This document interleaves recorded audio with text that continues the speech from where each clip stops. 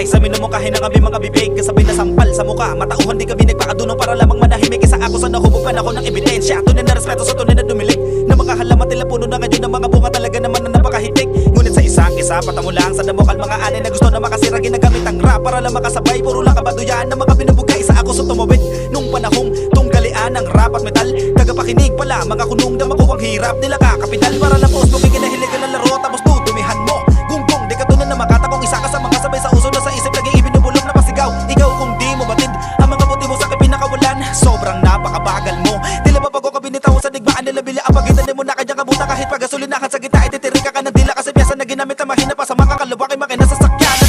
Talagaan dapat ko na patulan niya para lamang matauhan mga banggok sa larangan. Dapat ko na ba silang katulad o kaya kitila para din na lumagan. Ito ang tinig na gunita sa mga panindig na balahin mo tunugan. Para to sama nga gumagahasa sa kultura, damahin nyo tunay na kalupitan na mula pa sa mga di nyo inakalang dala-dala ang patunay na meron kabangisan. Mga pahiwatig na muli-mulingunin sa lamin na kahapon para matauhan. Ito ang tinig na gunita sa mga panindig na balahin mo tunugan. Para to sama nga gumagahasa sa kultura, damahin nyo tunay na kalupitan na mula pa sa mga di nyo inakalang dala-dala ang patunay na meron kabangisan.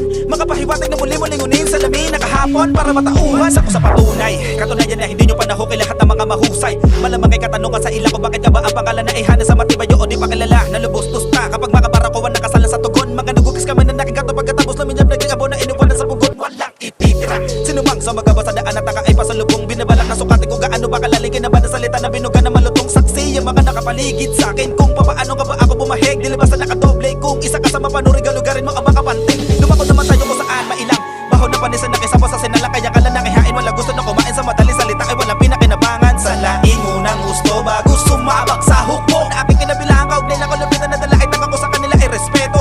Di matatawaran ng salapi ang pakisama ko na bitbit. Tagulan pa sa tagisan, paslangero to. Kaisa ng mga tropa sa bibet at sa tagpong ito. Kabahagi na ako ng kilos ang gabay yung mga pag-atake. Sampal ang mga binabasbas ko sa mga nagnanais na sumabutahe. Humanda sa bigla ang pagsabulat paginig ng mga taong panahon na ang umasa manalasa rumagasa pumalasa sa mga karapat-dapat madamaas ako na dala-dala. Ito na ang panahon na isa katuparan na rin ang mga nakaplano matagalan na itenga. Amin na doon na watak ako noon, pero sa ngayon ako na